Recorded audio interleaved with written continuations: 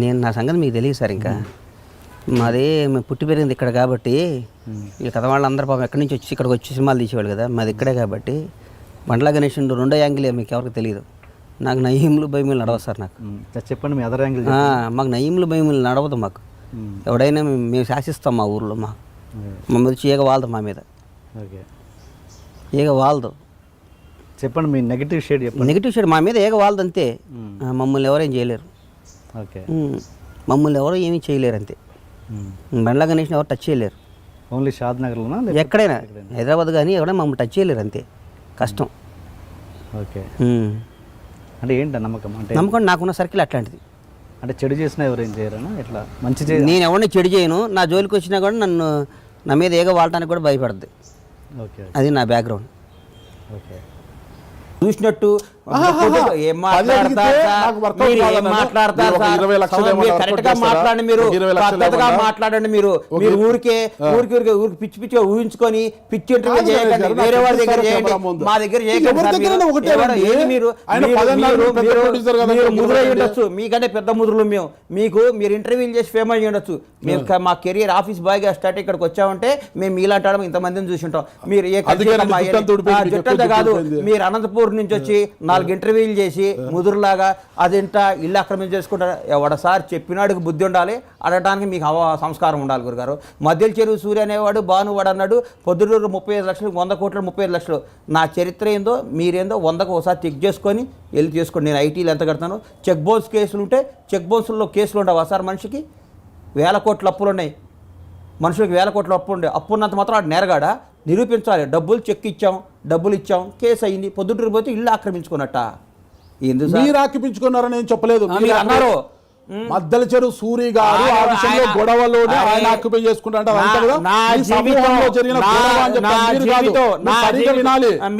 నా జీవితం తెరిచిన తెల్ల పుస్తకం నాగరాజు గారు. నేను ఈ రోజు వరకు కూడా మీరు అన్నారు చూడండి, ఈ మధ్యల చెరువు సూరి వాళ్ళందరినీ చూడటానికి కూడా నేను చూడలా.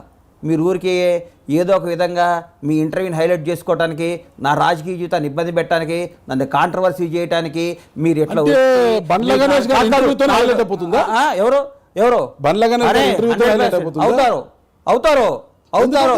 10 లక్షల ఇట్టింగ్లు ఉంటాయి మీకు. 10 లక్షలు నాకంత క్రేజు. బండ్ల గణేష్ అంటే ఒక బ్రాండ్. చూసుకోండి మీరు. అందుకే మీకు అంత క్రేజ్ కాబట్టి మీడియాతో ఆడుకుంటున్నారు. మీరు అంత బాధపడ్డారే. బాధ ఏం లేదండి, ఓపెన్ మాట్లాడుతున్న బాధ ఏముందండి? ప్రశ్నించడం నా హక్కు అయితే నన్ను తిరిగి ప్రశ్నించడం అది మీ హక్కు. నేను తప్పు అని చెప్పను, నేను తప్పు అని ఎప్పుడు చెప్పాను. గణేష్ గారు గుర్తుపెట్టుకోండి, నేను నాయకులు కోటి చెప్తా. నేను ఎలా ప్రశ్నిస్తానో అలాగే మీరు నన్ను ప్రశ్నించండి, నాతో డిబేట్ చేయండి అంటాను. పొరపాటు ఉంటే బాధపడను. నాకు ఒక సొంత ఇల్లు ఉందండి. సొంత ఇల్లు ఉందా? అది బయట చాలా వేరే బినామీలు పేరు చాలా పెట్టారని చెప్పుకుంటున్నారండి. అని ఇప్పుడిప్పుడే చేసుకుంటున్నానండి. ఒక 5-6 మంది బినామీ ఇప్పుడిప్పుడే అందరినీ బాగా ఇబ్బంది పెడతారంటారు. ఎందుకు సార్ ఇబ్బంది పెట్టారు? నాకు ఎవరో బినామీలు లేరు, నేను ఒకటికే బినామీ. ఆంధ్ర అదే మీరు మిమ్మల్ని అంటున్నారు కదా, మీరు కూడా అనంతపూర్ పెద్ద విజయసాయి రెడ్డి అంటావు, ఎన్టీఆర్ అంటావు, మెగా ఫ్యామిలీ అంటావు, దీనికి ఏ సంబంధం లేకుండా పోసారంటావు. ఒక క్లారిటీతో క్వశ్చన్ రాసుకొని రేపు రా ఇంటర్వ్యూ. నువ్వు సంబంధం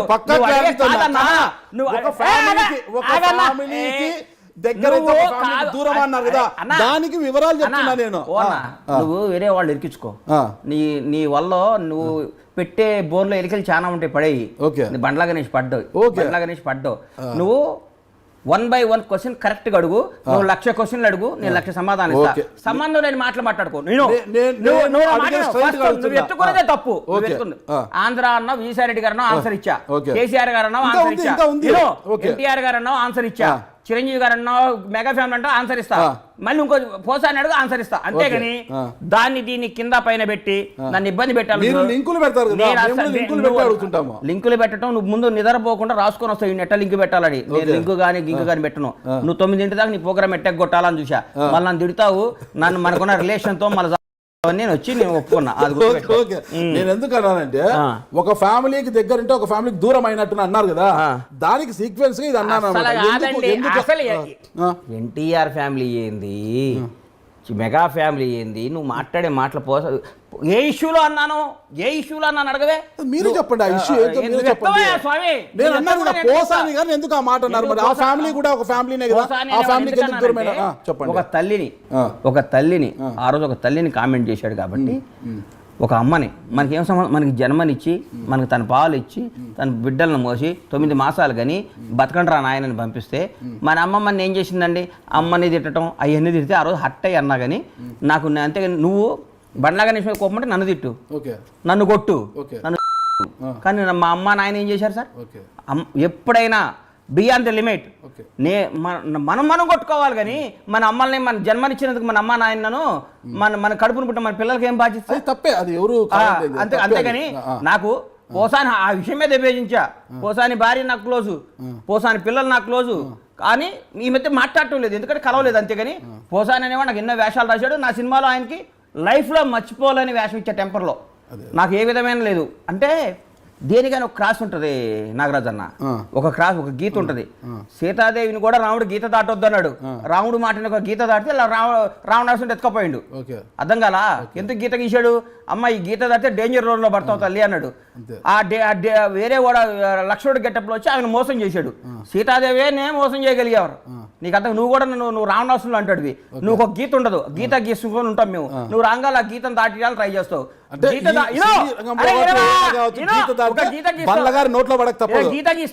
గీత గీసి ఎట్లా కొట్ల మమ్మల్ని నాన్న సంకల్ నాకు గీత దాటిస్తావు. ఆ దాటినాక నువ్వు మమ్మల్ని ఫుట్బాల్ ఆడుకొని గీములు చేసి రాజశేఖర రెడ్డి గారు ఓడిపోయారా అంటావు. ఏదో ఒక తప్పు గవక్కడంటావు. దాన్ని 100 ఏళ్ళు ఇవన్నీ కాదయ్యా నువ్వు. అందుకనే గీత దేనికైనా ఒక గీత ఉంటుంది. ఈ గీత యువతలో నన్ను 100 క్వశ్చన్లు అడుగు. నన్ను కనిపిజి చేసి గజిబిజి చేసి తప్పు చేసి రాంగ్ చేసి నువ్వు నన్ను గీత దాటియకు. దాటిస్తే గజిబిజి చేస్తే ఎవరు గజిబిజి చేస్తే మీరు గజిబిజి అవుతారా? అమ్మో నీ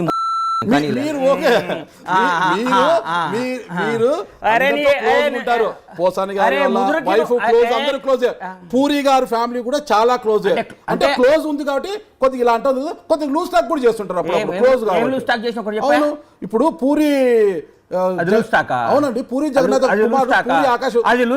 అవునా? పూరి గారు ఎందుకు స్పందించారు? 4 జాగ్రత్త పెట్టుకో, 4 ఉన్నంత వరకు మాట జరుగు. ఆయన కూడా స్మార్ట్ గా వార్నింగ్ ఇచ్చారు మీకు. అస్సలు లేదు. పూరి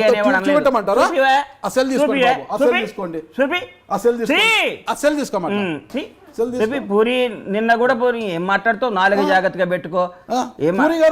అరే నీకు ఇచ్చిండేమో పెట్టు, లేకపోతే ఆ ఇంటర్వ్యూ బందేగా. పూరి అనే బండ్లాగా వార్నింగ్ ఇవ్వకపోయిందంటే నీకు బందేగా నేను చెప్తున్నా. మీ పేరు ఎత్తకుండానే స్మూత్ గా వార్నింగ్ ఇచ్చాడు. మీ పేరు ఎత్తకుండా స్మూత్ గా వార్నింగ్ ఇచ్చాడు. స్మూత్ గా వార్నింగ్ ఇచ్చాడు. నా ఫ్రెండ్ ఎంతో మంది ఎంత ఫ్రెండ్ అయితే అలా మాట్లాడతారు. ఎంతో మంది హీరోలు అని చేసి దానికి లేకుండా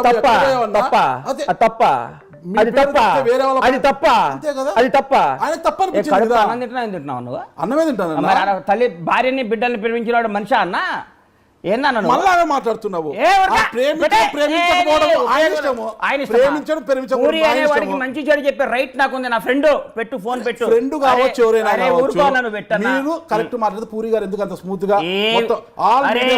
పూరి జగన్నాథ్ అనే వాడికి నన్ను కొట్టే అధికారం కూడా ఉంది. ఎందుకంటే మాకు 30 ఏళ్ల బంధం. హైదరాబాద్ వచ్చారు, నేను అన్నా నువ్వు తప్పు చేస్తున్నా చెప్పే రైట్ నాకుంది. నన్ను తిట్టే రైట్ పూరి గారు స్వీకరించాలి కదా. ఏది నీకు చెప్పిండ నేను స్వీకరించలేదని? నువ్వు అనంతపూర్లో ఉంటే చెప్పిండ వచ్చి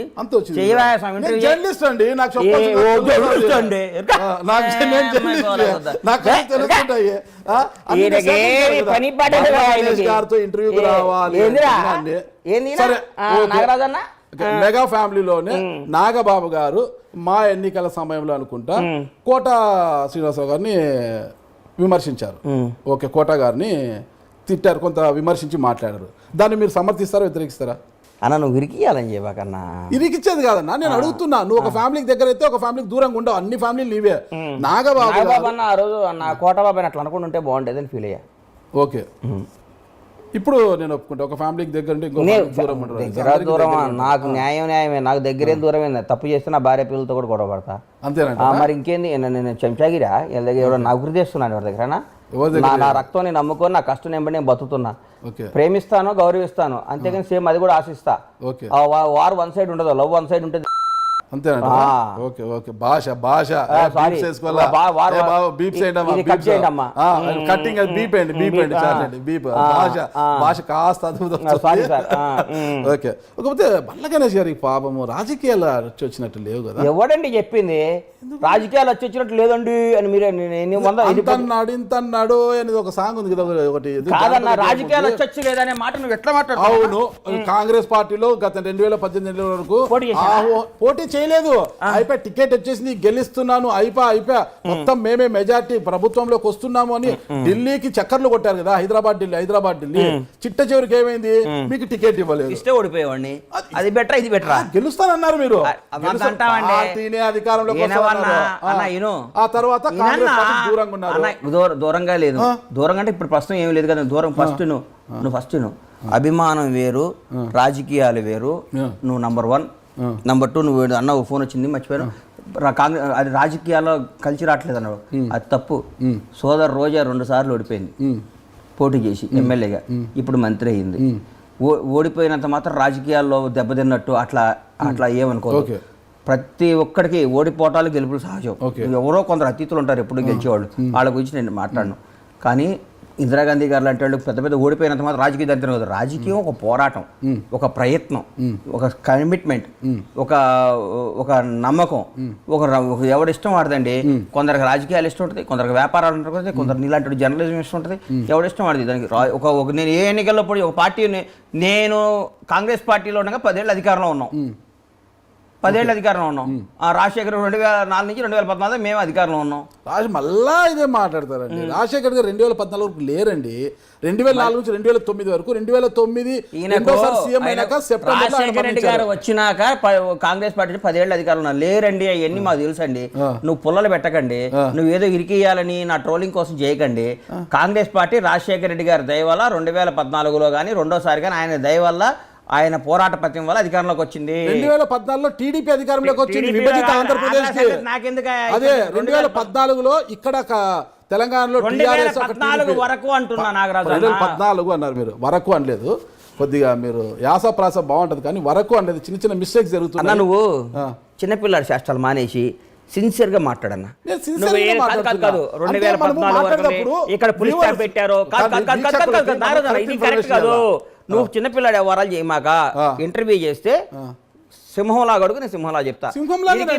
అక్కడ పులిస్ స్టాప్ పెట్టలేదు, ఇక్కడ 2014 వరకు అన్నా. ఇప్పుడు ఇంతకుముందు నేరం చేశానా? ఇంతకుముందు మర్డర్ చేశానా? మరేంది వరకు ఏందన్నా? రాజశేఖర రెడ్డి గారు రెండోసారి అధికారం తీసుకొచ్చిన సంగతి మాకు తెలియదా? మరి ఏందండి నువ్వు మాట్లాడే మాటలు? మాట్లాడు, అడుగు. నేను చక్కగానే అడుగుతున్నాను. ఓకేనా, సరే. కాంగ్రెస్ పార్టీ టికెట్ ఇవ్వకపోతే మళ్ళా తర్వాత నేను ఇంటర్వ్యూ చేసినప్పుడు అతను ఈ రాజకీయాలకు నేను దూరము, రాజకీయాలకు సంబంధం లేదు నా ఇంటర్వ్యూలోనే అన్నారు. ఈరోజు నేను కాంగ్రెస్ పార్టీకి దూరం ఎక్కడైనాను, నేను రాజకీయాల్లో ఉన్నానని ఈరోజు అంటున్నారు కదా. మీరు ఇంతకు రాజకీయాల్లో ఉన్నారా లేదా? ఉన్నారా? ఒక క్రియాశీలకంగా లేదు, ఒక అభిమాని, ఒక పార్టీ అభిమానిగా ఉన్నా. కాంగ్రెస్ పార్టీ అభిమానంగా ఉన్నారు. టైగర్లు ఏమో టీఆర్ఎస్ లో ఉన్నారు. అప్పుడు ఇక్కడేమో సింహం ఉంది. ఇక్కడ సింహాలు ఇక్కడ ఉన్నాయి. అక్కడ టైగర్ ఉంటే ఇక్కడ సింహం ఉంది. రేవంత్ రెడ్డి ఉన్నాడు ఇక్కడ. ఓకే అయితే ఇక్కడ సింహము, అక్కడ అడవిలో ఒక టైగర్ ఒక్కటే ఉంటదన్న, సింహం కూడా ఉంటదన్న. ఓకే, మరి బలవంతుడు ఎవరు ఇక్కడ? ఏ రోజు ఏమవుతుందో ఎవరికి తెలియదు. అదే రాజకీయం. ఇక్కడ టైగర్ లైన్ అసలు ఏది? అరే అన్ని బలం, ఏ పరిస్థితికి ఆ పరిస్థితి బలమేనన్నా. ఓకే, ఒక రోజు ఒకటే బలం, ఒక రోజు ఇండియా గెలుస్తుంది, ఒక రోజు పాకిస్తాన్ గెలుస్తుంది. ఇదే కదా నాలుకకు నరం లేకుండా మాట్లాడే భాష. ధైర్యంగా చెప్పండి.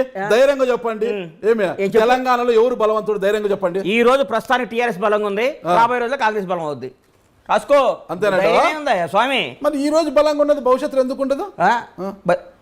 అన్న అటు ఇటు గారి మాట్లాడకన్నా, ఈ రోజు బలం ఉంది, రేపు ఎందుకు ఉండదు అంటే కారణాలు చెప్పండి. ఎందుకు వీక్ అవుతుంది? భారతదేశానికి స్వాతంత్రం తీసుకొచ్చిన కాంగ్రెస్ పార్టీయే 10 ఏళ్ల నుంచి అధికారం కోసం దాహదాలాడుతూ గోల్డ్ స్పూన్ లో పుట్టిన రాహుల్ గాంధీ, మోతీలాల్ నెహ్రూ ముదిమనోడు, జవహర్లాల్ నెహ్రూ ముదిమనోడు, ఇందిరాగాంధీ మనోడు, రాజీవ్ గాంధీ కొడుకు, వాళ్ళ వంశం అంతా ప్రధాన వంశం రోడ్డు మీద తిరుగుతున్నాడు ఇవాళ పాపం.